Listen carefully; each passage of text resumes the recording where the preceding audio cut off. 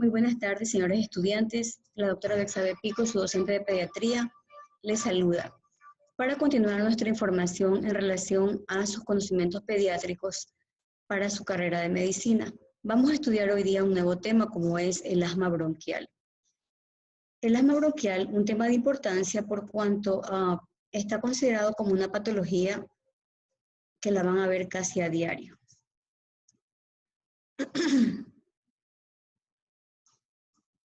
Entonces, el asma bronquial está definida como una patología crónica de las vías respiratorias. Es una enfermedad inflamatoria crónica de las vías respiratorias que motiva una obstrucción al flujo del aire.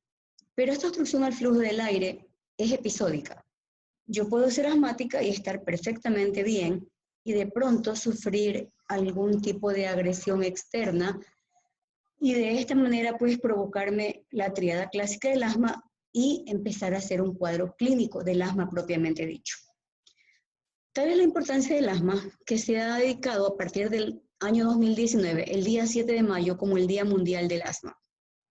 Hay predicciones que refieren que si el niño tiene sibilancias desde pequeño, estas sibilancias pueden manifestarse hasta lo largo de la edad escolar.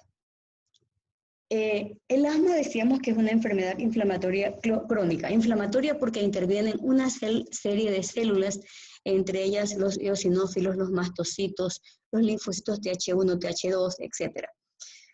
Esta inflamación crónica permite que a nivel del bronquio, que es normal, este bronquio responda exageradamente ante los alergenos, que son las sustancias que van a motivar el asma bronquial. Entonces, este bronquio normal va a estar alterado en su colapsabilidad y también a cada rato cada vez que tenga un episodio desencadenado por cualquier tipo de alergeno, vamos a encontrar esta obstrucción, este edema y un aumento de la secreción dentro del lumen. Por lo tanto, esto se constituye ya un bronquio asmático en plena crisis. Este es un bronquio asmático, sin embargo, es un bronquio asmático asintomático. Y esto es un bronquio normal. Entonces, el paciente que tiene asma motivada por su inflamación crónica va a tener capacidad de tener colapsabilidad y tener una respuesta exagerada, es decir, una hiperreactividad bronquial.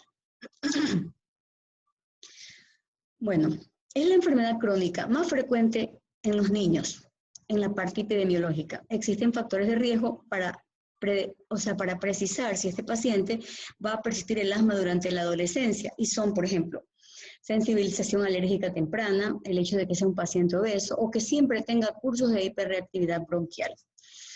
Se pensaba que el asma seguía un curso clínico, se denomina la evolución natural, o sea, empezaba con las sibilancias y bueno, avanzaba, le picaba un ojo y hacía una roncha grande, comía algo que le hacía daño y provocaba también reacción en el cuerpo, hasta que llegaba a lo máximo que era el asma.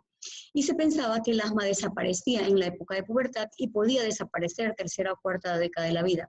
Sin embargo, pues existen factores que son gran factor de riesgo para predecir que el asma puede persistir durante la adolescencia y fueron los mencionados. El 80% de casos de los niños con síntomas se inician antes de los 10 años de vida.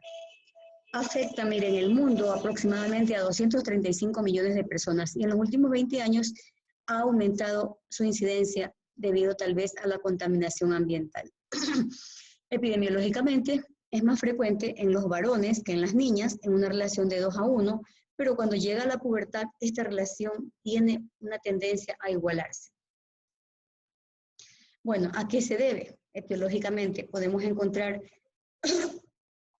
el asma bronquial que puede ser motivada por virus respiratorios o por alergenos. Entre ellos tenemos muchos alergenos, el humo del tabaco, el estrés, las infecciones, los contaminantes, y un alergeno importantísimo que prácticamente es intradomiciliario, que es el ácaro. Vamos a encontrar en los pacientes etiológicamente que va a haber una disfunción pulmonar motivado por una hiperreactividad del bronquio que limita el flujo del aire y hay una reestructuración de las vías aéreas, de las vías respiratorias. Todos estos procesos motivan que en el pulmón, que está creciendo durante las primeras fases de la vida, va a influenciar de manera adversa en este crecimiento y en la diferenciación de las vías respiratorias, conduciendo a una alteración de estas cuando el paciente ya sea un paciente adulto. Encontramos también como una etiología genética.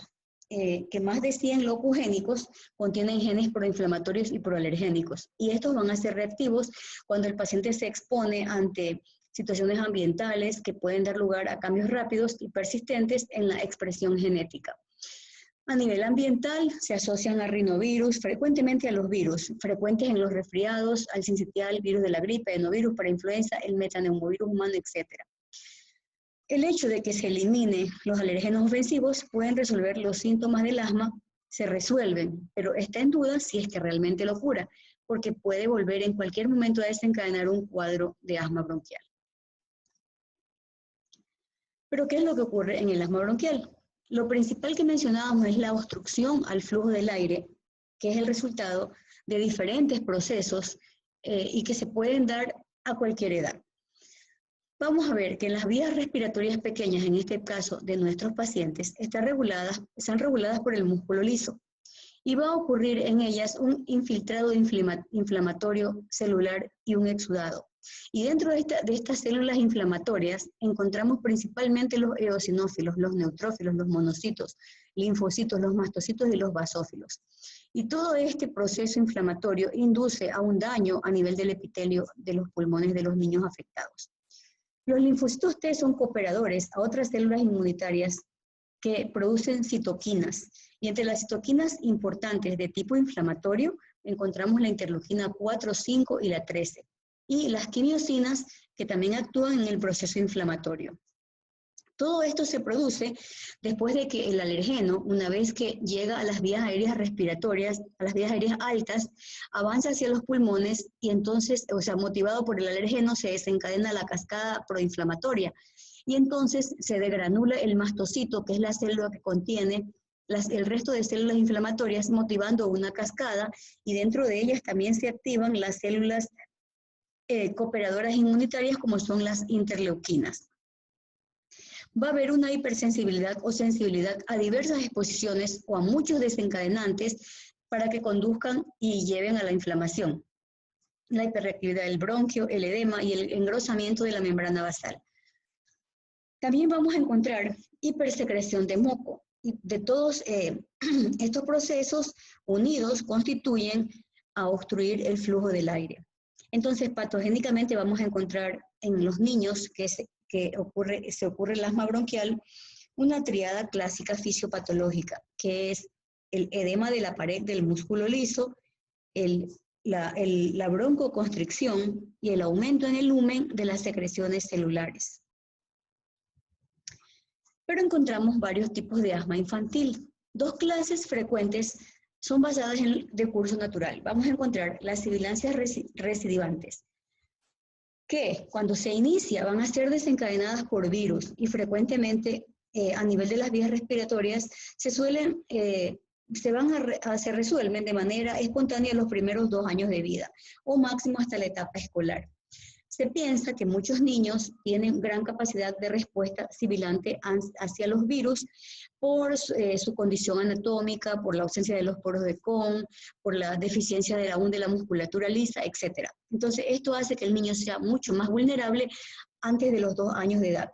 Tanto así que se piensa que cuando ocurre esto por un virus, la primera vez que lo motiva se denomina bronquiolitis. Y si este cuadro persiste de manera repetitiva hasta la edad más avanzada, hasta que usted no pueda verificar que realmente este paciente tiene un cuadro de asma bronquial, se denomina crisis de hiperreactividad bronquial. Y la otra forma de asma infantil es el asma crónica, que se asocia a la alergia y que puede persistir en fases posteriores de la infancia y a menudo en la vida adulta.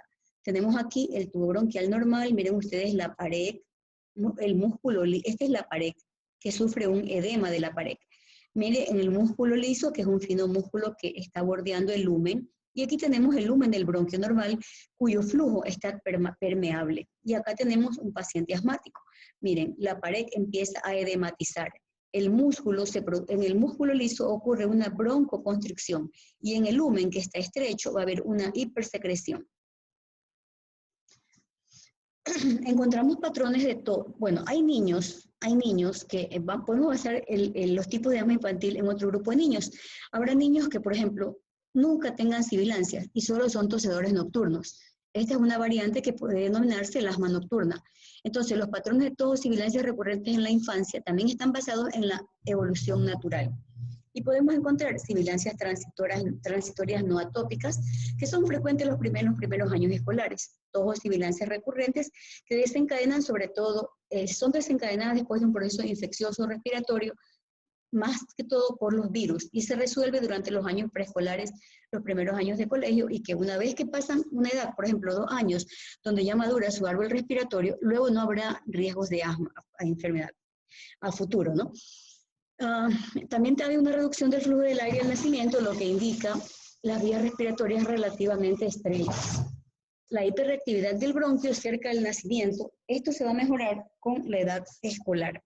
Se dice que aquellos niños que no tienen predisposición familiar de tener sus papás, sus hermanos son asmáticos, no hay predisposición, ninguno de sus familiares tiene asma, es probable que estos niños después de los 2 años ya no vuelvan a sufrir crisis de sibilancias. Sin embargo, aquellos niños que han sibilado antes de los 2 años y sus familiares tienen capacidad de ser asmáticos o hiperreactivos, es muy probable que ellos también sean asmáticos.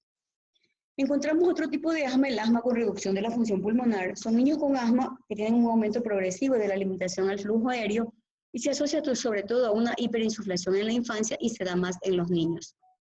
Y hay otra variante que es el asma persistente asociada a la atopia. Comienza en los primeros años preescolares. Se asocia a atopia en los primeros años, por ejemplo, a una dermatitis atópica, a la lactancia, sobre todo en la lactancia, a una rinitis alérgica, a unas alergias alimentarias, y esto va avanzando. Luego se sensibiliza de manera biológica y de manera temprana a los aeroalergenos, aumentando la inmunoglobulina E sérica y aumento de los eosinófilos sanguíneos. O sea, es un asma asociada a una atopia. Hay mayor riesgo de presentar en la fase tardía y en la edad adulta que persiste el asma, y altera su función pulmonar. Aquellos que empiezan antes de los 3 años de edad, que adquieren una reducción masiva del flujo del aire en la edad escolar, cuando comienza de manera tardía los síntomas o hay sensibilización a los alergenos, tienen menos probabilidades de experimentar una limitación del flujo aéreo en la infancia.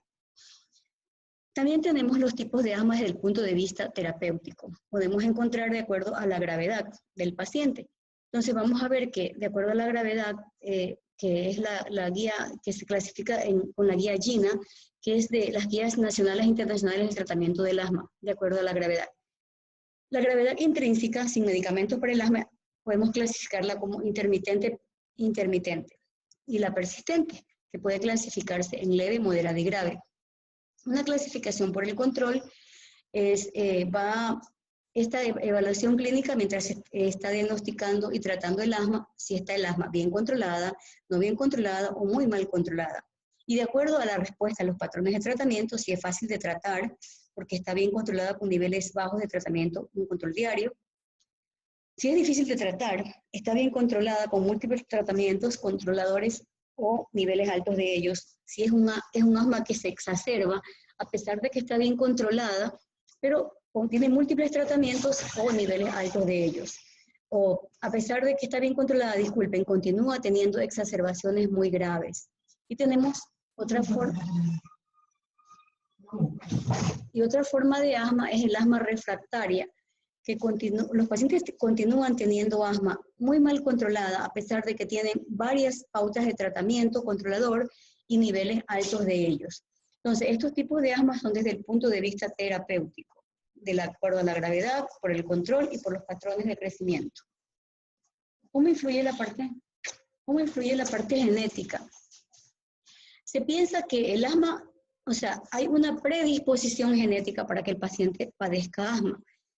Sin embargo, se han descubierto 25 genes con diferentes fenotipos de asma y están ligados al cromosoma 5q3133, que tiene la capacidad de aumentar la producción de la inmunoglobulina E, los eosinófilos con el receptor CD14, de endotoxinas y de algunas interleuquinas. Entonces tenemos aquí en la alteración genética que predispone a una hiperreactividad bronquial. Miren ustedes cómo empieza a degranularse, el mastocito se degranula, se forma el eosinófilo, las interleuquinas 4 y 5, están los linfocitos B, generadores de la inmunoglobulina E, y existen receptores beta adrenérgicos. Esto tiene una capacidad genética que la podemos mencionar en los gemelos monocigóticos. También vemos el gen beta-1, la beta-1 defendina, que interviene en el epitelio de la vía aérea y este favorece la inmunidad innata de la mucosa pulmonar. También encontramos blancos de alteración genética, como es este receptor beta-adrenérgico, la regulación de las citoquinas interleuquinas 4 y 5, la activación del linfocito B y la presentación al antígeno específicamente. Esta es una célula receptora del antígeno, donde ya tiene anticuerpos previos el paciente. Encontramos el gen ADAM33 del brazo corto del cromosoma 20, que va a estar presente en el asma y la hiperreactividad bronquial, y el cromosoma 12Q relacionado con el desarrollo del asma, y el 13Q con el asma y la atopia. Existen fenotipos de sibilancias a nivel de los niños asmáticos. Por ejemplo, hay niños que tienen sibilancias transitorias, y esta duración de la sibilancia puede ser hasta los 3 años. Sin embargo, hay niños con sibilancias tardías no atópicos y pueden la sibilancia durar hasta la pubertad. Hay niños con sibilancias persistentes atópicos hasta la vida adulta, y hay niñas obesas atópicas con menarquia temprana y empiezan a tener sibilancias desde la pubertad. Está influenciado por el fenotipo, el tabaquismo de los padres, las infecciones respiratorias, el hecho de que asistan a lugares de hacinamiento y los antecedentes patológicos personales de atopia y alergia, y sobre todo la función pulmonar al nacimiento. Igual son fenotipos, la función pulmonar a los 6 años, se va valorando la función a los 18, la hiperreactividad a la metacolina, que es una prueba que nos ayuda a verificar el asma bronquial, la variabilidad del PEST-1, que es una prueba sensible, que nos da una precisión de que el paciente tiene asma bronquial, cómo responde a los broncodilatadores y el mecanismo de daño de la vía aérea. Para hablar de la historia natural del asma, existen 2 cortes. Una corte de Tucson, que habla sobre la información de diferentes fenotipos del asma, niños lactantes y preescolares, y la corte de Melbourne, que se basa en el seguimiento desde la edad escolar hasta los 40 años de vida de sus integrantes. Los primeros años de vida habla como evolución natural del asma las sibilancias transitorias o las sibilancias persistentes asociadas a las características clínicas de las atopias. Sin embargo, no podemos olvidar los factores de riesgo. Para el asma es una condición multifactorial el hecho de que el paciente esté sensibilizado. Entonces, vamos a ver que pueden haber, se denominan los alergenos. Una vez que el paciente está sensibilizado por los alergenos, ya tiene anticuerpos contra estos alergenos. Entonces, para que exista el asma es una condición multifactorial el hecho de que el paciente esté sensibilizado. Este es el principal representante del asma bronquial como un generador de la respuesta inflamatoria, son los ácaros. Entonces se inhala el alergeno y si el paciente está sensibilizado, inmediatamente empieza a desarrollarse la respuesta alérgica. Y vamos a encontrar respuestas emitidas por genéticos y por ambientales: el tabaco, el bajo peso al nacer, las infecciones virales, la obesidad. Entonces empieza a haber la sensibilización y ya hubo una previa sensibilización, por ejemplo, al tabaco, a las infecciones virales. Inmediatamente el alergeno inhalado empieza a responder. Y podemos encontrar como alergenos los pelos de los animales, los ácaros, el polvo y el polen de las flores. También encontramos que la atopia va de la mano directamente con cifras elevadas de la inmunoglobulina E.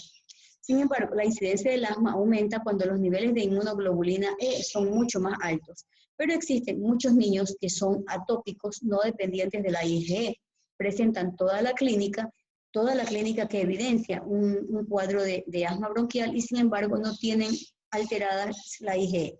Estos niños son atópicos, sin embargo son atópicos no dependientes de la IgE. La exposición temprana de los alergenos podría facilitar más sensibilización y atopia con una respuesta linfocitaria de los linfocitos TH2. Influye la pobreza, el hacinamiento, infecciones y sobre todo la humedad, las cucarachas, los ácaros, etc. Y encontramos factores de riesgo para el asma persistentes en la primera infancia. Asma en los progenitores, alergia, la presencia desde que están lactantes de dermatitis atópica, presencias de eczemas, la rinitis alérgica, la alergia a alimentos, sobre todo, incluso hasta la leche, la leche que se ayuda para alimentarlos de tarro, que es una leche de vaca. Sensibilización a aeroalergenos, sensibilización a alergenos alimentarios, la infección grave de la vía respiratoria inferior provocando neumonía, una bronquiolitis que precisa hospitalización, sibilancias separadas de los catarros, el hecho de que sea un varoncito, peso bajo al nacimiento, exposición a los humos de tabaco ambiental, reducción de la función pulmonar en el nacimiento. Y tenemos factores que desencadenan el asma bronquial. Por ejemplo, dentro de los aeroalergenos de interior, tenemos la caspa de los animales, el ácaro del polvo, las cucarachas, el hongo. Olores o vapores penetrantes o nocivos, los perfumes, las lacas, los limpiadores. Ahora cuando quiere fumigar para los moscos, por ejemplo. Los fármacos, ojo con esto, importantísimo para nosotros que somos médicos. El ácido acetilsalicílico y otros fármacos antiinflamatorios, los AINES, antiinflamatorios no esteroideos, por ejemplo, diga usted el ibuprofeno, el nimesolide, el diclofenaco, son factores desencadenantes. Los betabloqueantes, los sulfitos, la tartrazina. Bueno, y ciertas sustancias, por ejemplo, la tartrazina o el monoglutamato de sodio, disódico, son colorantes, por ejemplo la tartrazina la podemos encontrar en el flan, o sea, dando saborizantes, y el otro encontramos el monoglucofato disódico, que lo vamos a encontrar en el polvito para alinear las comidas, sobre todo el Ajinomoto. Exposiciones ocupacionales, por ejemplo, exposiciones en granjas y establos, formaldehídos, el cedro, los vapores de pintura, y contaminantes del aire, por ejemplo, el humo del tabaco, el ozono, el dióxido de nitrógeno, el de azufre, partículas, humo al quemar, madera, carbón, endotoxinas, etc. Trastornos asociados para que desencadenen una rinitis, una sinusitis o el reflujo gastroesofágico. Lactantes menores que empiezan a hacer reflujo gastroesofágico indiscutiblemente tienen gran riesgo de ser asmáticos. Y poco a poco usted va a ir viendo cómo se incrementa la dermatitis atópica a nivel de lo que son las zonas de pliegue, la dermatitis a nivel de los ojitos, el hecho de que se rasquen los ojos y la nariz desde la lactancia. Clínicamente, en el asma vamos a encontrar la triada, que se refiere a la tos seca, a la disnea y a la sibilancia persistente. Como hemos visto, esta clínica del asma la vamos a encontrar en el niño que está presente la enfermedad. Sin embargo, un paciente asmático puede estar sin síntomas y ser asmático. Simplemente empieza el contacto con el alergeno y se desencadena la respuesta inflamatoria. Cuando en los primeros años de la enfermedad de los niños, el asma se presenta como una crisis de tos y sibilancias que pueden ser desencadenadas por infecciones virales, que son indistinguibles de las sibilancias transitorias o tempranas del lactante. Entonces, luego, pues, los síntomas se hacen más crónicos cuando ya el paciente es asmático. En el asma vamos a encontrar esa triada motivada por lo que habíamos mencionado, edema de la pared bronquial, broncoespasmo y aumento de las secreciones bronquiales. La presencia de signos de atopia pueden orientar hacia un asma alérgico, sobre todo a nivel de los lactantes, como hemos mencionado, ¿no? Por ejemplo, el hecho de que sea una tos nocturna, el hecho de la parte que haga el eczema, el hecho de que tenga enrojecidos los ojos. Los niños mayores y los adultos van a tener la sensación de respiración insuficiente y de congestión y opresión torácica. Y en los pequeños habrá un dolor torácico intermitente no focalizado. Cuando el paciente tiene crisis, lo característico va a ser la taquimia, el tiraje, la retracción de las partes blandas y sonoridad en la percusión del tórax, porque el tórax está muy lleno de aire. El paciente se está ahogando, pero está repleto de aire. La expiración es prolongada. El aire entra, pero dificulta salir por este espacio estenosado. Y esto traduce semiológicamente la sibilancia. Una sibilancia es de tipo expiratoria. Por lo tanto, va a tener una expiración prolongada. Habrá roncos. Y cuando ya estén muchos bronquios y alvéolos, con todo lo que es la fisiopatología del asma bronquial, habrá sibilancias. Si el cuadro clínico avanza y ya todo está tomado, habrá atelectasias y por lo tanto habrá disminución del murmullo vesicular, el paciente se tornará cianótico y habrá un silencio completo que está precediendo ya un cuadro de muerte. Los síntomas respiratorios suelen exacerbarse más durante la noche, se asocian al sueño. Sobre todo, aquel paciente que tiene una exacerbación prolongada desencadenada por infecciones respiratorias o aeroalergenos. Se supone que los aeroalergenos se encuentran en las paredes o en los rincones y al movilizarse con los movimientos del aire en la noche, pues motivan estas crisis que hacen que se exacerbe y se empeore en la noche la tos sobre todo. Otro síntoma en los niños puede ser sutil o inespecífico, como una limitación impuesta por ellos mismos ante una actividad física, porque generalmente se cansan, posiblemente debido a trastornos del sueño, y dificultad para mantener el nivel de los compañeros en las actividades físicas. Si yo oculto un tórax de un paciente asmático que no está con sintomatología, el tórax es normal. Las respiraciones profundas pueden a veces desencadenar sibilancias indetectables de otra forma. Entonces, cuando yo oculto un tórax normal de un paciente que es asmático, sin estar con crisis, es un tórax normal. Sin embargo, pues puedo desencadenar sibilancias y de esta manera pues exacerbar el cuadro clínico.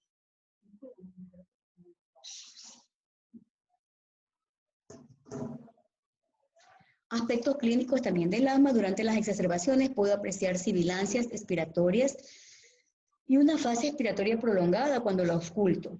Voy a encontrar reducción de los ruidos respiratorios en algunos de los campos pulmonares, sobre todo en el lóbulo inferior derecho, que esto es compatible con una hipoventilación regional causada por obstrucción de las vías respiratorias. A veces escucho roncos y crepitantes por la excesiva producción de moco y por el exudado inflamatorio de las vías respiratorias. Cuando hay una exacerbación grave, hay mayor obstrucción de las vías respiratorias y esto hace más dificultoso su respiración y me va a motivar una insuficiencia respiratoria manifestada con sibilancia expiratoria e inspiratoria, prolongación de la expiración, escasa entrada de aire, retracciones supraesternal intercostal, aleteo nasal y el uso de los músculos accesorios de la respiración. Y en la última fase, el flujo del aire puede ser tan limitado que ya no escuche sibilancias. Bueno, se establece en la infancia temprana la gravedad del asma siendo la misma desde los 7 a los 42 años la presencia del asma bronquial propiamente dicha. Antes de esta edad, si un niño sibila a repetición, puede denominarse como un cuadro de sibilancias recurrentes de la infancia. Entonces, la clasificación es importante para el correcto estudio y seguimiento y tratamiento del asma. Tengo que valorar la frecuencia de la crisis, la gravedad de los síntomas. Si el asma es episódica, los intervalos libres y de los síntomas y de la función pulmonar normal entre las crisis.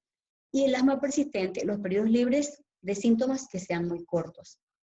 El asma leve o episódica infrecuente es más frecuente en menos de 5 episodios al año y la hacen los 65% de los niños. Necesitan solo atención primaria, tienen una calidad de vida normal. Los episodios aislados de tos, sibilancias o de ambas son muy aislados. No hay síntomas durante el ejercicio y la respuesta es rápida al uso de broncodilatadores. Asma moderada o episódica frecuente la hacen el 30% de los niños asmáticos, presentan menos de 6 episodios al año. Las crisis son intensas y prolongadas, requieren servicio de urgencia y hospitalización, tienen mayor gravedad de 8 a 13 años, pueden presentar crisis generalmente por el ejercicio y la prueba del FEN o del PIF es de 20 a 30%.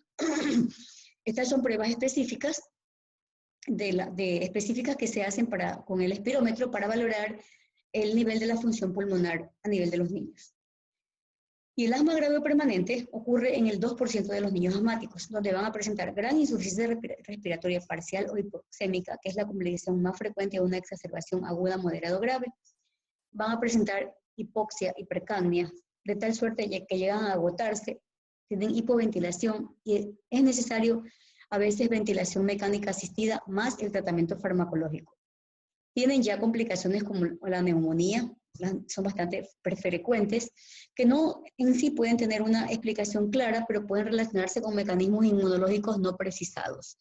Por ejemplo, pueden ser alteraciones del aclaramiento mucociliar. También hay problemas psicológicos, los más frecuentes son por sobreprotección, angustia, por temor o por baja autoestima porque hacen sus cuadros graves. Otras complicaciones como neumotoras y neumomediástenos son poco frecuentes. Las bronquiectasias son secundarias a telectasias recurrentes con sobreinfección bacteriana. Ante esta complicación, pues hay que descartar otra etiología, por ejemplo, una fibrosis quística o una disinencia ciliar. Bueno, y aquí tenemos la forma de la gravedad de la exacerbación del asma como urgencia, en urgencias y emergencias. Si le falta el aliento, que no puede caminar, bueno, aquí está clasificado como leve, moderada o grave, y de acuerdo a eso ustedes pueden ir analizando cómo se altera cada función en la parte clínica y funcional. El diagnóstico.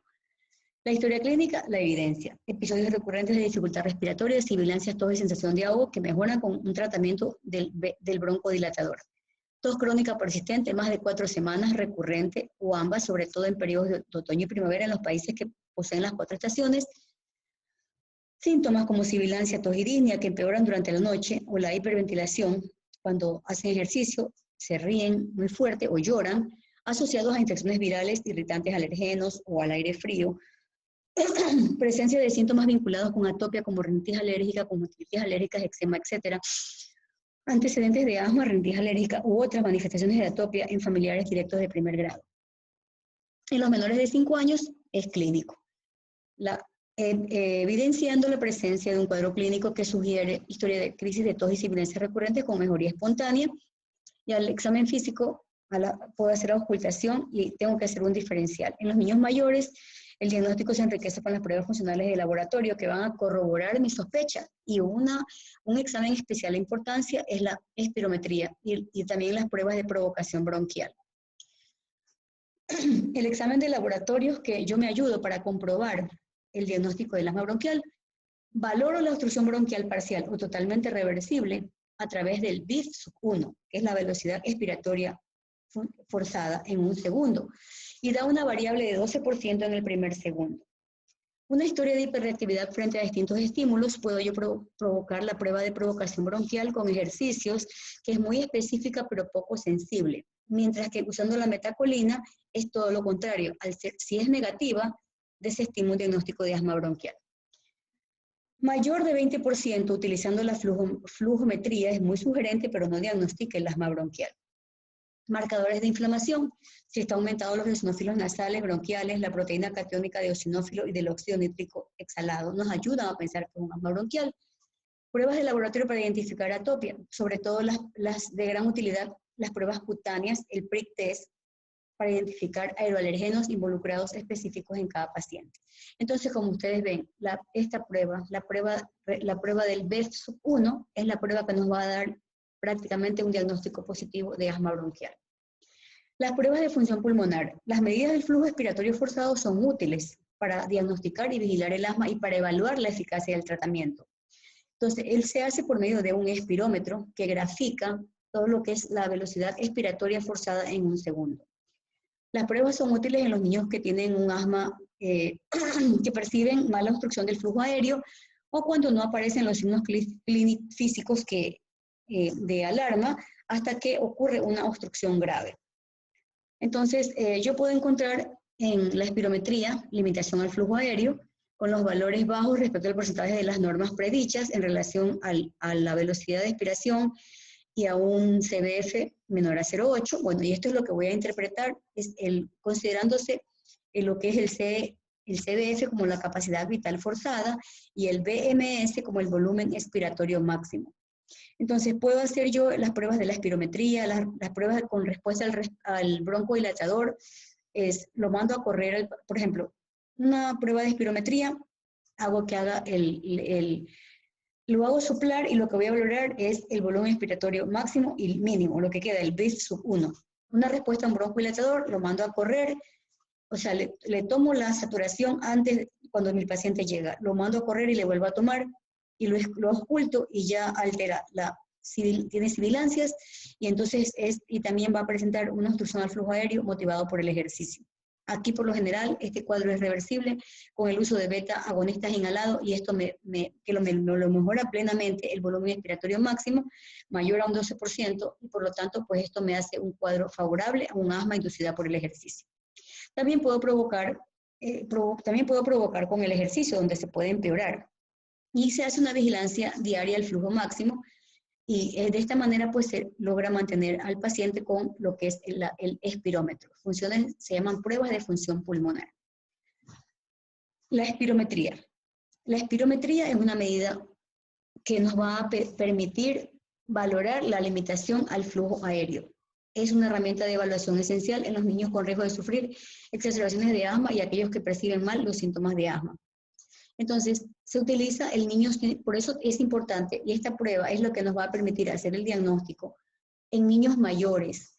Por ejemplo, los niños después de 5 o 6 años son los que tienen capacidad de soplar, y es a lo que el niño sopla me va a emitir esta curva, y esta curva es la que me va a mí a permitir valorar si el niño es o no es asmático. Entonces, de esta forma, tengo que esperar la edad del niño para poder realizar una espirometría, porque me va a permitir la capacidad del paciente de realizar en forma adecuada una maniobra de una expiración forzada completa y reproducible, que es normal en niños mayores de 6 años, con algunas excepciones, algunos más pequeñitos. Entonces yo aquí puedo ver graficada lo que es la espirometría en los pacientes, ¿no? Entonces voy a valorar todo esto en la espirometría. Hay otra prueba que es la medida del óxido nítrico. Este es un marcador de la inflamación de la vía aérea respiratoria en el asma asociado a la alergia, y podría posiblemente ayudar a un ajuste del tratamiento antiinflamatorio, pero nos confirma el asma. También se prueba con el espirómetro y usted lo utiliza con el óxido nítrico. Hay dispositivos de las medidas del flujo, del flujo expiratorio máximo. Estas son variantes de espirómetros. Y hay un sistema de zona de semáforo que es adaptado a la función expiratoria máxima, al flujo expiratorio máximo de los niños, y que puede optimizar la importancia del interés. La zona verde está entre 80 y 100% del mejor valor personal, indica un buen control. Es la zona verde. La zona amarilla tiene un 50-80%, es por control, el control por debajo del óptimo, y exige una mayor conciencia y tratamiento. Y la zona roja está menos del 50%, indica muy mal control y mayor probabilidad de una exacerbación, lo que requiere una intervención inmediata. Los rayos X, bueno, las proyecciones póstero, anterior y lateral. En los rayos X realmente, bueno, este es el caso de un niño de 4 años que tiene asma. En esta radiografía, esta es una lateral y esta es una frontal. Lo que yo puedo ver es una respuesta de hiperinsuflación pulmonar, engrosamiento peribronquial, y no se observa ninguna complicación asmática. Por lo tanto, los rayos X en el asma bronquial no me sirven para diagnosticar. Me permiten ver algún tipo de complicación, porque lo que voy a encontrar aquí son pulmones hiperinsuflados por el exceso de aire que presentan. Entonces voy a encontrar hiperinsuflación, engrosamiento peribronquial, puede haber de pronto algunos infiltrados intersticiales, y también podemos encontrar, no aparece aquí, atelectasias subsegmentarias. Y bueno, podemos encontrar complicaciones como son neumotórax, neumonías o atelectasias. Solo indico rayos X en una crisis de asma sin antecedentes de evaluación radiológica previa, que no me responde a una terapia estándar, o que yo sospecho que hay una obstrucción, hay la presencia de un cuerpo extraño, o tiene una crisis de asma grave, o presenta una sospecha de una complicación como neumonía, neumotórax o atelectasia. También yo puedo utilizar como método diagnóstico la TAC torácica de sección fina y de resolución alta. Sin embargo, las bronquiectasias son a menudo difíciles de apreciar en la radiografía de tórax y son más claras en la TAC, y señalan a un simulador de asma como la fibrosis quística, una micosis como la aspergilosis o discinesias ciliares o las inmunodeficiencias. Otras pruebas de alergia que también nos van a ayudar al tratamiento es la detección de la sensibilización a los aeroalergenos, que ayudan al tratamiento pronóstico del asma. Se llaman las pruebas cutáneas o prick test, que consisten en poner unas gotas con el alergeno en la cara interna del brazo o en la parte dorsal, en la espalda, y luego se pincha la piel para que entre en contacto con las defensas. A veces es dolorosa y molestosa para los niños, porque se hace con una lanceta, entonces eso causa un poquito de molestia, ¿no? Y después el médico valora si hay una reacción de hiperalergia, de anergia o de hipoalergia. Si está muy edematizada, se hace con un lápiz graso, se lo marca alrededor para hacer el mapa y ver a qué corresponde y a qué qué le motivó la respuesta exagerada a la alergia de todo lo que de las sustancias que se le aplicaron en la piel.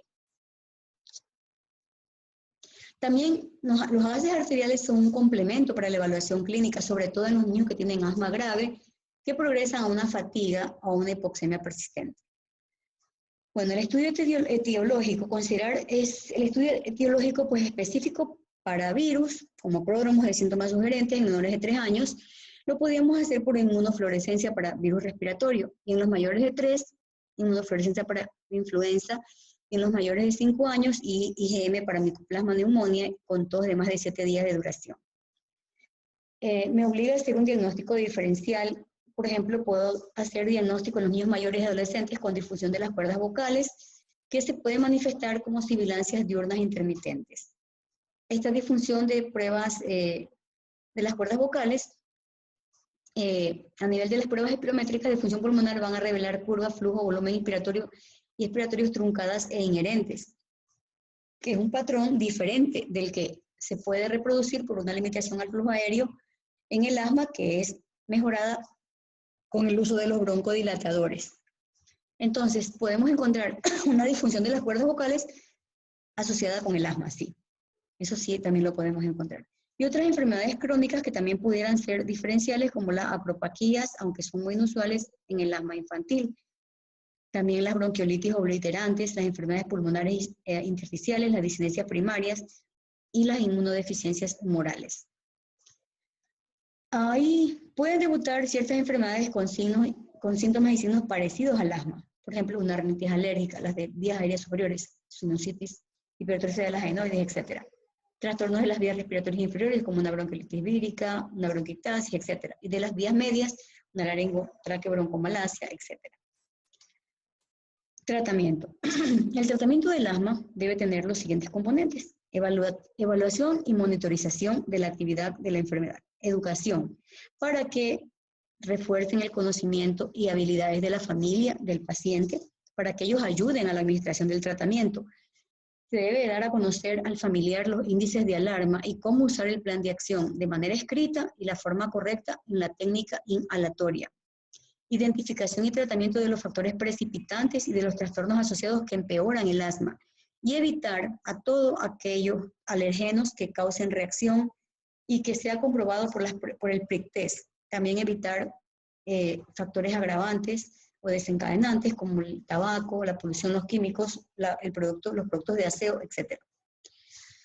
Y un cuarto punto del tratamiento es la selección adecuada de los medicamentos para cubrir las necesidades del paciente. El objetivo a largo plazo del tratamiento del asma es conseguir un control óptimo de esta.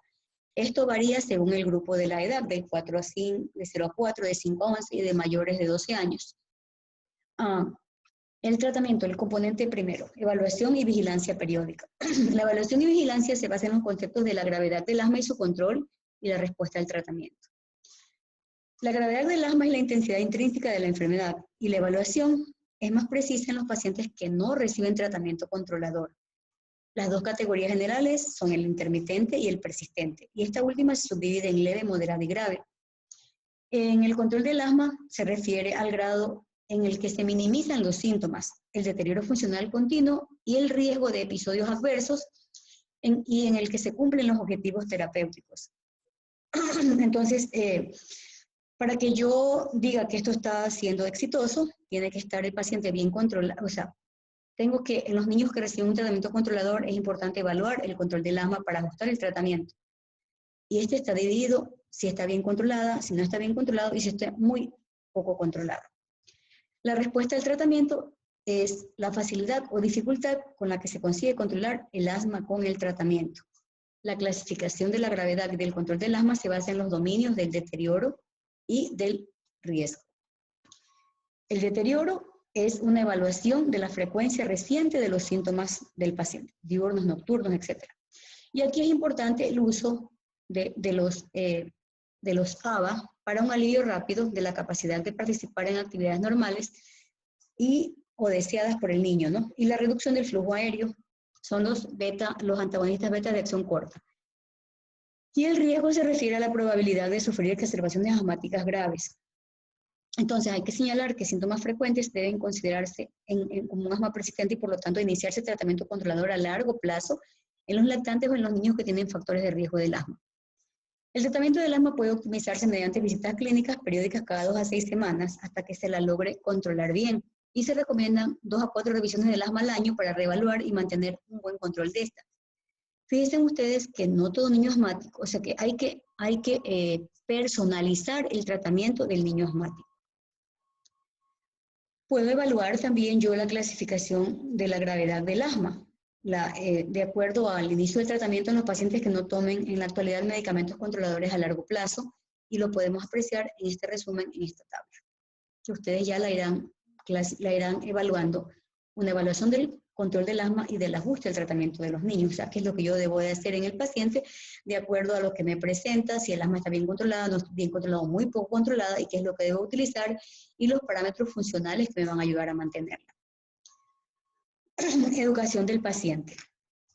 Bueno, es importante la educación. Se cree que los elementos educativos específicos en la asistencia clínica de los niños con asma determinan una diferencia importante en el tratamiento domiciliario y en el que haya cumplimiento por parte de las familias de un plan óptimo de asistencia, lo que influye finalmente en los resultados. Entonces, hay que esforzarse para indicar las técnicas adecuadas de inhalación en el paciente. Hay que indicar que estos tipos de fármacos son de uso delicado porque van a desencadenar efectos adversos. Por lo tanto, tienen que saberlo cómo y cuándo lo manejan. Miren ustedes aquí que está rayado el corazoncito porque pueden ir directamente a, como un efecto secundario, causar problemas de taquicardia. Entonces, es importante que el paciente conozca su condición, qué tipo de paciente asmático es, y reconocer que el asma es una inflamación crónica y una hiperreactividad como base de una presentación clínica intermitente. Entonces, tienen que aprender los padres y transmitirle a sus hijos la importancia de las recomendaciones dirigidas a que se reduzca esta inflamación de las vías respiratorias para poder conseguir y mantener un buen control de asma. Hay que hacer visitas periódicas para ayudar a mantener el control óptimo del asma bronquial. El cumplimiento, pues es importante en el asma, o sea, reconocer que el asma es un trastorno crónico y que suele tratarse mejor con medicamentos de administración diaria. Sin embargo, pueden los síntomas ir y venir, afectados por el clima, por los ácaros, etc. Y cuando el asma es asintomática, la tendencia natural es reducir o suspender los tratamientos controladores diarios. Entonces, es importantísimo un cumplimiento de régimen regulador, que suele ser subóptimo. Los corticoides inhalados se utilizan en el 60% de las ocasiones como un tratamiento de mantenimiento. También hay estudios que precisan que el ciclo de corticoides orales por una exacerbación asmática habían usado sus corticoides inhalados controlados diarios en 15% de las veces. Entonces, hay ideas equivocadas sobre los medicamentos controladores y subyacentes, los efectos secundarios, y pueden abordarse preguntando sobre los aspectos preocupantes en todas las visitas. Por ejemplo, existe mucha resistencia al uso de los corticoides orales o inhalados por los efectos secundarios que pueden provocar, pero sin embargo pueden ser motivados por un mal uso del producto. En esto basa la información que usted le emite al padre, cómo lo transmite al niño y cómo el padre acepta que es un pilar importante el corticoides dentro del tratamiento. Control de los factores que contribuyen a la gravedad del asma bronquial. Entonces vamos a encontrar los factores controlables que pueden empeorar el asma. Son las exposiciones ambientales y los trastornos asociados. La mayoría de los niños que tienen asma tienen un componente alérgico de su enfermedad, entonces hay que investigar hasta lo último. ¿Qué es lo que le ocasiona? ¿A qué se expone? ¿A qué tipo de alergenos se expone él y que ya tiene sensibilización? Hay trastornos asociados, la rinitis, la sinusitis, el reflujo gastroesofágico a menudo acompañan al asma y empeoran la gravedad de la enfermedad y constituyen la causa más frecuente de la tos crónica. El reflujo gastroesofágico se observa en el 43% de los niños y empeora el asma porque hay aspiración del reflujo, del contenido gástrico, y porque eso le va a provocar broncoespasmo, un broncoespasmo reflejo mediado por el nervio vagal. Y la rinitis acompaña al asma y se detecta en el 90% de los niños asmáticos, y esta puede ser estacional, perenne o mixta, y también puede tener un componente alérgico y no alérgico. Bueno, y los principios de la farmacoterapia del asma, pues ellos tratan de conseguir un control, reduciendo los componentes del deterioro, por ejemplo, evitar síntomas crónicos y problemáticos y permitir la necesidad infrecuente de medicamentos de alivio rápido para mantener una adecuada función pulmonar. Y para que los niños mantener grados de actividad normal, que esto incluya una vida normal del niño, su actividad física, que asista al colegio, que cubra las expectativas de la familia y la satisfacción de los cuidados del asma. Y los riesgos, por ejemplo, evitar exacerbaciones recurrentes, reducción del crecimiento pulmonar y los efectos adversos de los medicamentos. Entonces, Las recomendaciones para elegir el tratamiento se basan en la evaluación de la gravedad del asma. En los pacientes que ya están utilizando tratamiento controlador, la modificación de este tratamiento se basa en un control del asma y de una respuesta propia al tratamiento. Es por esto que les digo que el tratamiento del asma es personalizado.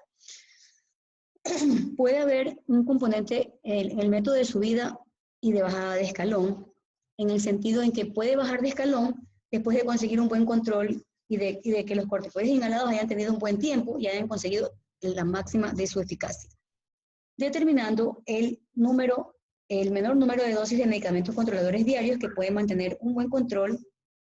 Se reducen los posibles efectos adversos farmacológicos. Si el niño tiene controlada su asma por 3 meses, hay que reducir la dosis o el número de medicamentos controladores y puede establecerse un mínimo de medicamentos necesarios. Si un niño no tiene asma bien controlada, el nivel de tratamiento hay que aumentar un paso y se recomienda una vigilancia cercana.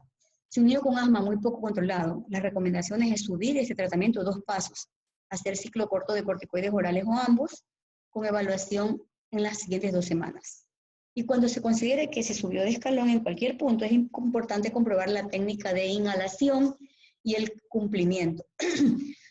Porque pues de esto depende el estudio, o sea, como los niños es indiscutible que tienen que hacerlo con cámaras espaciadoras, Entonces hay que poner en marcha las medidas de control ambiental e identificar el tratamiento de los trastornos asociados. Cuando yo utilizo un inhalador directo a la boca del bebé, esto está encerrado con un proceso de aire, ¿no? Del aire que es bastante helado. Y al dar el puff al bebé, voy a provocar que ese aire helado vaya hacia las vías respiratorias y me provoque un broncoespasmo de inmediato. Lo evito con la cámara espaciadora, donde hago que el bebé respire 40 segundos y caliento el aire que estaba helado, pero que está reciclándose dentro de la cámara, y el bebé lo logra inhalar a su propia temperatura. Componente 4 del tratamiento, la remisión al especialista en el asma. ¿Cuándo se recomienda la remisión al especialista en el asma?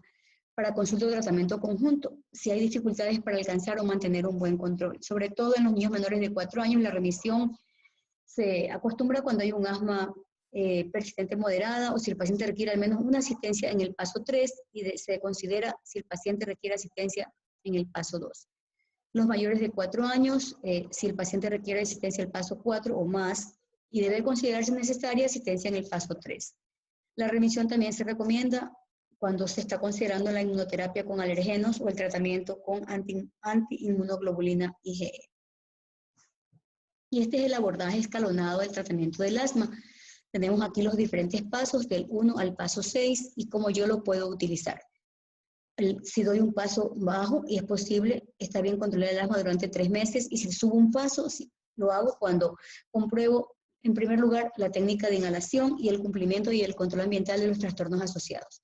Y de acuerdo a la edad, voy aplicando y subiendo los escalones del 1 al 6. Entonces voy utilizando los ABAC. Habíamos dicho que el ABAC se constituye, es el broncodilatador de acción corta, los corticoides de acción inhalada, y miren ustedes, el tratamiento del asma, recuerden ustedes cuál es la triada, es edema, broncoconstricción e hipersecreción. Entonces en el edema lo que voy a utilizar son los corticoides. Para vencer la broncodilatación la broncoconstricción utilizo los broncodilatadores. Y luego puedo utilizar otro tipo de sustancias como líquidos, por ejemplo, o algún tipo más de sustancia para tratar de vencer el moco que se amontona en el lumen. Existen otros tratamientos que ustedes aprecian aquí, como el cromoglicato o montelukast, que son inhibidores, ya vamos a estudiarlo más adelante, pero son otro grupo que nos van a ayudar a inhibir. Por ejemplo, el cromoglicato me inhibe la degranulación del mastocito y el montelukast actúa como es más bien un preventivo del asma bronquial. También utilizamos el nedocromil o la teofilina, que ya los vamos a estudiar para qué nos sirven. Existen medicamentos controladores de administración continua. Todos los grados de asma persistente deben tratarse con medicamentos diarios para que se logre mejorar el control a largo plazo. Y estos medicamentos son los corticoides inhalados y los beta Estos son los broncodilatadores de larga duración, los de larga data. Los unos son de cortos, estos son de larga duración. También los modificadores de los leucotrienos, los antiinflamatorios no esteroides, la teofilina de liberación lenta. Bueno, también está aprobado por la FDA un preparado de antiinmunoglobulina E, el omalizumab, para el tratamiento complementario en los niños mayores o iguales a 12 años que tienen asma alérgica de moderada a grave, difícil de controlar.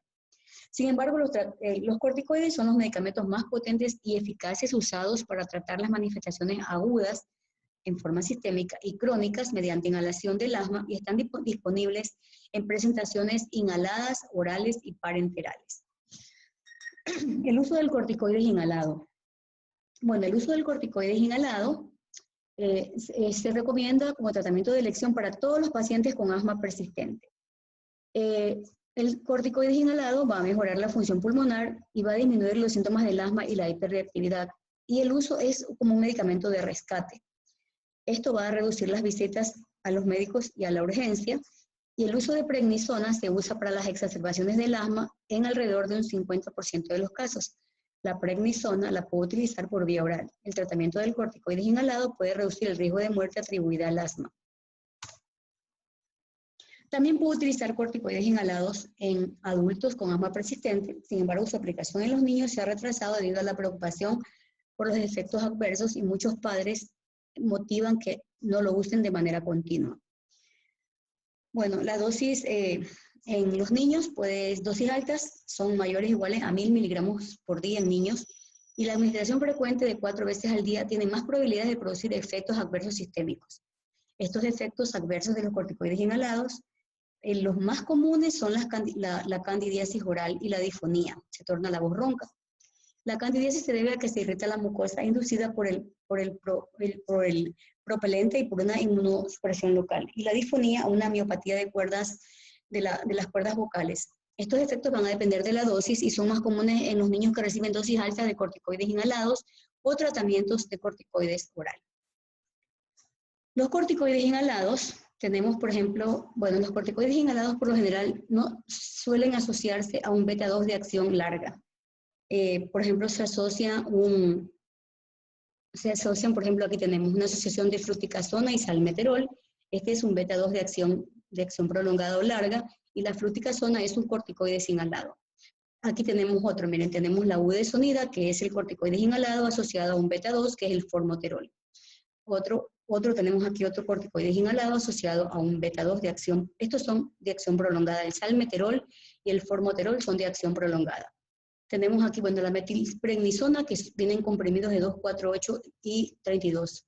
Y comprimidos de metilprednisolona. Y la prednisona vienen comprimidos de 5 miligramos, de 5, 15 y 20 miligramos. 5 y 15 y 20 miligramos. Y la dosis ustedes la van a apreciar aquí, 20 miligramos en una aplicación sin preset. Se sigue con el corticoides por vía oral, el ritmo circadiano. Ciclos cortos, 1 a 2 miligramos por día, máximo 30 miligramos durante 3 a 10 días y se va bajando con un ritmo circadiano de acuerdo a la edad. Como ustedes aprecian aquí, igualmente el uso del corticoides inhalado asociado a un broncodilatador de acción prolongada. También tenemos el cromoglicato, que es un inhibidor de la membrana del mastocito. Tenemos antagonistas de los receptores para los antileucotrienos, como es el montelukast, el sanlukast y pranlukast, que pueden ser administrados en los niños hasta los 5 años, 4 miligramos. Y de 5 años en adelante encontramos los de 5 miligramos y de 12 años para adelante los 10 miligramos. Y en los niños de 6 meses hasta los 2 años puede utilizarlo en la forma de presentación granulada. Bueno, las dosis habituales, estos son los que les decía, los inhibidores de los leucotrienos, el safirlukast. También podemos el sileutón. También encontramos, este es un inhibidor de la 5-lipoxigenasa. La teofilina, que también la podemos encontrar de manera líquida, con dosis de 10 miligramos por jarabe, ¿no? 10 miligramos por kilo día en estas dosis. Y también lo tenemos inmunomoduladores como el omalizumab, que es un anti-IgE. Tenemos también otros de acuerdo al riesgo que produzca el riesgo medio, los que van a provocarnos de riesgo alto el corticoide sistémico, etcétera, ¿no? Todo lo que nos puede, los efectos adversos de los corticoides. pueden provocar alteraciones de la presión arterial, hipertricosis, alteración del crecimiento, el retraso del desarrollo puberal. Bueno, y por lo tanto hay que asegurar un consumo dietético adecuado de calcio y vitamina D. Los corticoides sistémicos. El tratamiento con corticoides inhalados permite que los niños mantengan una estabilidad en el asma sin utilizar corticoides orales de mantenimiento. El corticoide oral se usa sobre todo para cuando se exacerbe el asma y en casos raros con enfermedad grave que sigan teniendo síntomas a pesar del uso óptimo de otros medicamentos para el asma. El tratamiento de los corticoides, cuando administro prednisona y metilprednisona por vía oral, se absorbe rápidamente y casi completamente en el cabo de 2 horas. La prednisona es un fármaco inactivo que se biotransforma mediante un metabolismo de primer paso hepático en prednisona, en su forma activa. Todos los corticoides se metabolizan en el hígado en compuestos inactivos y la rapidez de metabolismo está influenciada por interacciones farmacológicas y por estados nerviosos. También puedo utilizar ketoconazol, que puede retrasar significativamente el metabolismo de los corticoides. Los antibióticos, disculpe. Otros medicamentos, por ejemplo, el uso del ketoconazol o los anticonceptivos orales pueden retrasar el metabolismo de los corticoides. El uso de los macrólidos, como la eritromicina, claritro, retrasan la eliminación de la metilprednisolona. Otro grupo de tratamiento que forma parte del tratamiento son los beta-2 de acción larga. Por lo general, los beta-2 de acción larga, todos son inhalados y todos están asociados a un corticoides inhalado. Entonces se denominan ABAL y forman parte de los ABAL el salmeterol y el formoterol. Son medicamentos controladores diarios no destinados al tratamiento de rescate de los síntomas del asma, sino que son tratamientos de mantenimiento. Tampoco se utilizan en las exacerbaciones, ni en el tratamiento único del asma persistente. Los ABAL son antagonistas de acción larga, salmeterol y formoterol. El salmeterol ambos son de acción larga y su efecto es broncodilatador máximo y su efecto se alcanza en 1 hora después de su administración. El formoterol inicia su acción 5 a 10 minutos. Estos dos, por eso son de acción larga, porque tienen un efecto prolongado de 12 horas. Entonces se utilizan en pacientes con asma nocturna, en pacientes que necesitan usar en el día para evitar un broncoespasmo inducido por el ejercicio. Su función principal es como un fármaco complementario en pacientes que no controlan bien con corticoides inhalados solos. Entonces utilizamos corticoides inhalados y beta-2 de acción larga. Otro grupo son los fármacos modificadores de los leucotrienos, y entre los leucotrienos son mediadores proinflamatorios potentes que inducen un broncoespasmo. Y entonces la secreción de moco y el edema de las vías respiratorias. Se han obtenido 2 clases de modificadores de leucotrienos, los inhibidores de la síntesis de los leucotrienos y los antagonistas de los receptores de los leucotrienos. Y encontramos aquí el montelukast, zafirlukast, etcétera, ¿no? Entonces, la FDA ha autorizado 2 antagonistas de los receptores de antileucotrienos para los niños, el montelukast y el zafirlukast. Ambos reducen los síntomas del asma y reducen la necesidad de utilizar beta-2 agonistas de rescate y mejoran la función pulmonar. Van a mejorar la función pulmonar, pero se utilizan pues como un tratamiento de mantenimiento. Son inhibidores de la síntesis de los leucotrienos. Por lo tanto, no forman parte como un tratamiento de rescate, sino más bien como de mantenimiento. Tenemos otro grupo de fármacos antiinflamatorios no esteroides, como son el cromoglicato y el nedocromilo. Son fármacos antiinflamatorios no esteroides que inhiben la respuesta asmática inducida por el alergeno y reducen el broncoespasmo provocado por el ejercicio. Ambos son inhalados. Los 2 fármacos son antiinflamatorios como una alternativa para los niños con asma persistente.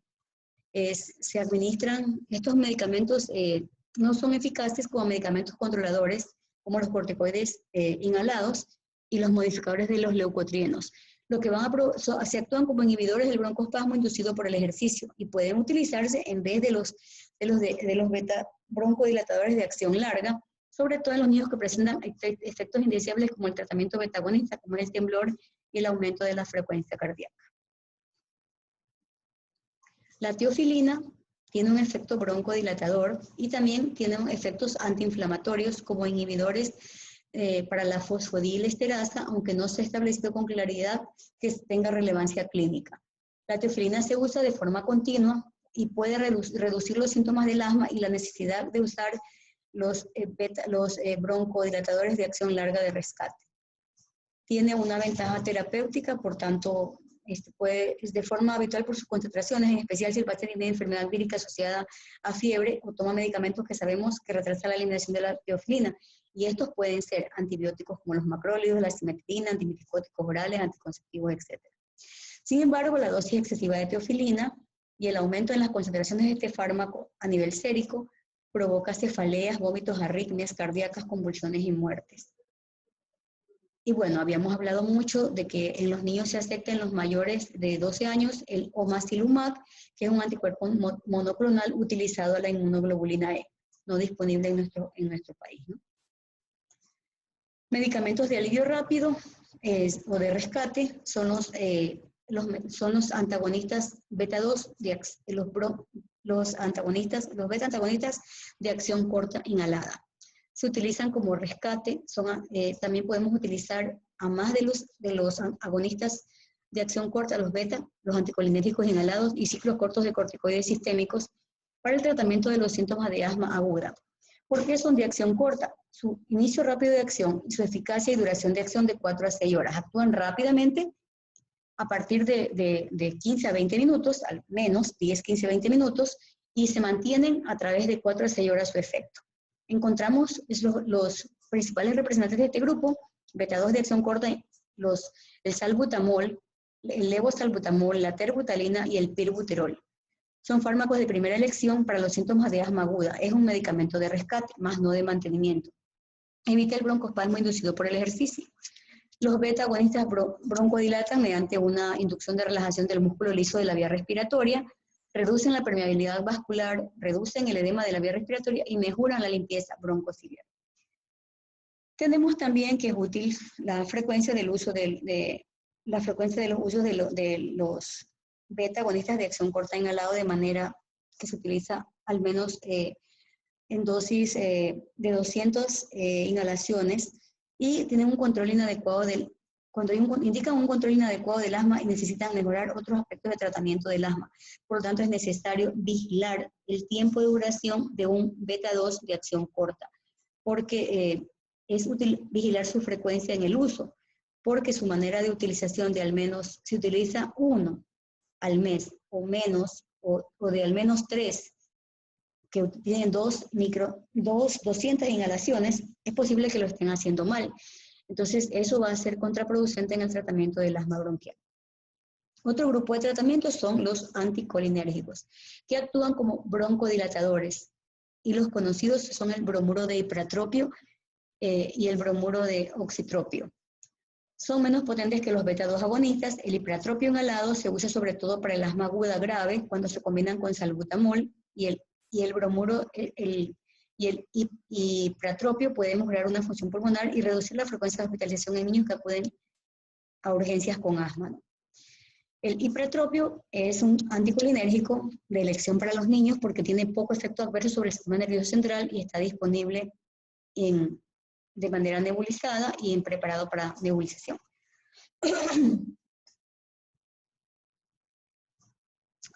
Bueno, los dispositivos como vienen para la administración y la técnica de inhalación. Un inhalador de dosis media o un inhalador de polvo seco. Esto que mencionábamos acá es imposible para nebulizaciones y un inhalador de dosis media.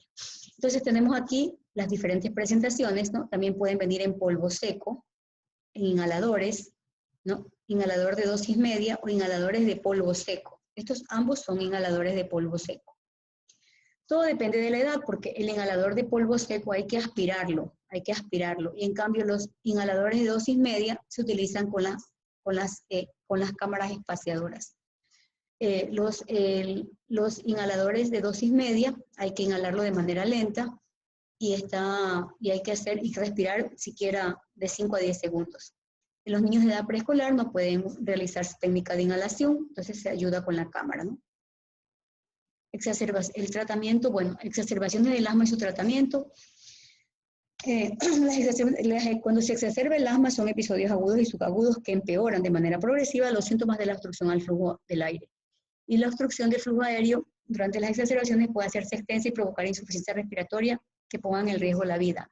Y bueno, las exacerbaciones empeoran a menudo durante el sueño, o entre la medianoche, entre las 8 y las 8 de la mañana, cuando la inflamación y la hiperreactividad de la vía respiratoria está en su momento máximo. Los agonistas beta-2 de acción corta es el tratamiento de primera elección para los síntomas y exacerbaciones del asma, porque ya dijimos para qué, cómo actúa de manera farmacológica. Las complicaciones que pueden aparecer durante una exacerbación son las atelectasias y, por ejemplo, el neumomediastino o el neumotórax. Una exacerbación grave del asma que no mejora con tratamiento estándar se denomina estatus asmático o estado asmático. Tratamiento inmediato de la exacerbación del asma implica una evaluación rápida de la gravedad de la obstrucción y una valoración del riesgo de un deterioro clínico adicional. Y bueno, aquí tenemos el tratamiento de las exacerbaciones del asma: oxígeno para tratar la hipoxia, beta-agonistas de acción corta, broncodilatadores, el salbutamol de dosis mediana, etc. El uso de los corticoides, de hecho, tiene que ser sistémico. Bueno, verá la forma cuando lo utilice metilprednisona por vía oral. El uso de los anticolinérgicos, cuándo lo debe usar y a través de qué ciclos lo puede usar. El uso de la epinefrina, la terbutalina y la evaluación del riesgo en el alta, si ha estabilizado por la parte médica, si el paciente tiene un alta domiciliaria, si se produce una mejora y mantiene el tratamiento broncodilatador y se administra como máximo cada 3 horas de la exploración física, y el FEN es mayor al 70% y su saturación mayor al 92%. Y en casa tiene que administrar la capacidad de administrar la intervención y de observar y responder adecuadamente a un deterioro clínico. Bueno, los efectos adversos de los fármacos, pues ya hemos hablado sobre ellos. Tratamiento domiciliario en las exacerbaciones del asma. Para esto es importante que la familia lleve un plan escrito que guíe y sepa reconocer el tratamiento y las exacerbaciones junto a los medicamentos y herramientas necesarias para tratarla. Esto reduce un riesgo de muerte por asma en un 70%. Entonces es importante que el paciente mantenga reconocido cuál es el fármaco de rescate, que tiene que ser inhalado hasta 3 tratamientos en 1 hora. Si el niño muestra una respuesta incompleta al tratamiento inicial con medicamentos de rescate, por ejemplo, persisten los síntomas o la FEN está menor a 80, el mejor valor personal debe instruirse un ciclo corto de corticoides por vía oral. 1 a 2 miligramos por kilo de prednisona sin superar los 60 miligramos por kilo de día durante 4 días, más el beta-2 agonista inhalado. Tratamiento de urgencia en las exacerbaciones del asma bronquial. Bueno, sobre todo, pues esto es cuando hay una limitación exagerada de la obstrucción al flujo aéreo. Y las indicaciones de una exacerbación grave: falta de aire, de aliento, la disnea, el uso de los respiratorios, de los músculos accesorios, etc. El tratamiento inicial es oxígeno, complementado con beta-agonistas inhalados cada 20 minutos durante 1 hora. Y si es necesario, el uso de corticoides sistémicos por vía oral e intravenoso. Puede usar el hipertropio inhalado al tratamiento beta-agonista si no se observa una respuesta significativa en el primer tratamiento beta-agonista inhalado. Y en casos graves también puede utilizar de manera intramuscular epinefrina u otro beta-antagonista.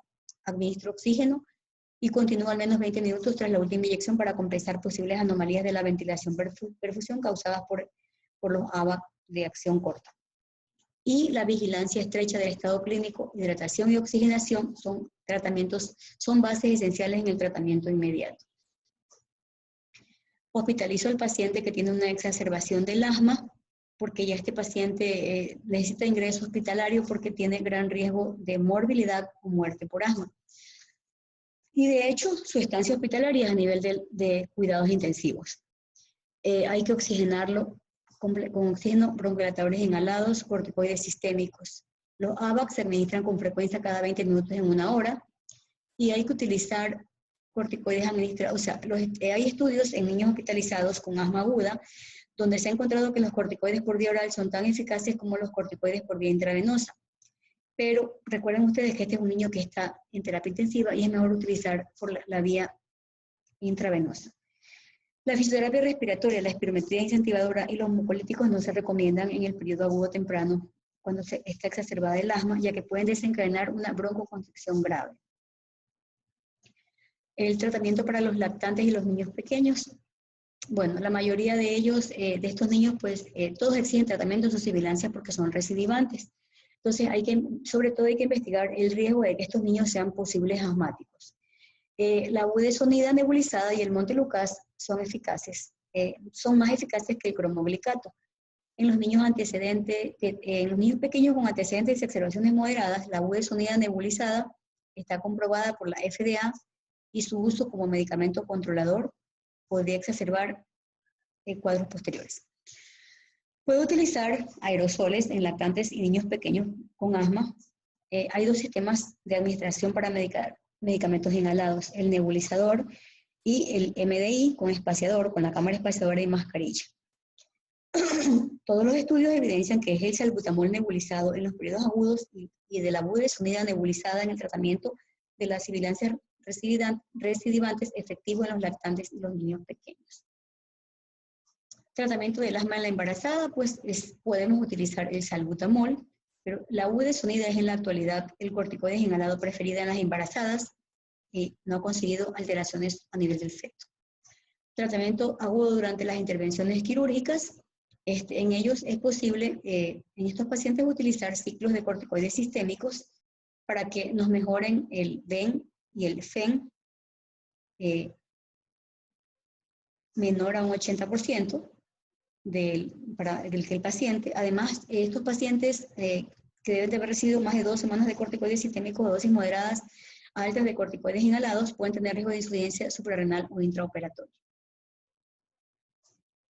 Evaluación y la monitorización del paciente de acuerdo a la categorización del asma, al control, al cumplimiento, a la evaluación periódica de los pacientes. Cuando hospitalizo, cuando tiene disnea progresiva, aumento de su trabajo respiratorio, hay falta de mejoría clínica posterior de 2 horas del tratamiento o hay hipoxemia.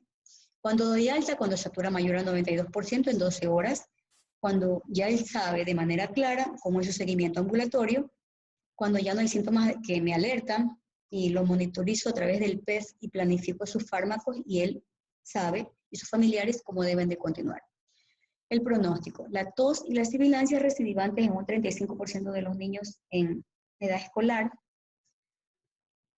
La tos y las sibilancias recidivantes en el 35% de los niños en edad preescolar. La gravedad del asma a los 7 a 10 años de edad predice una persistencia a la vida adulta.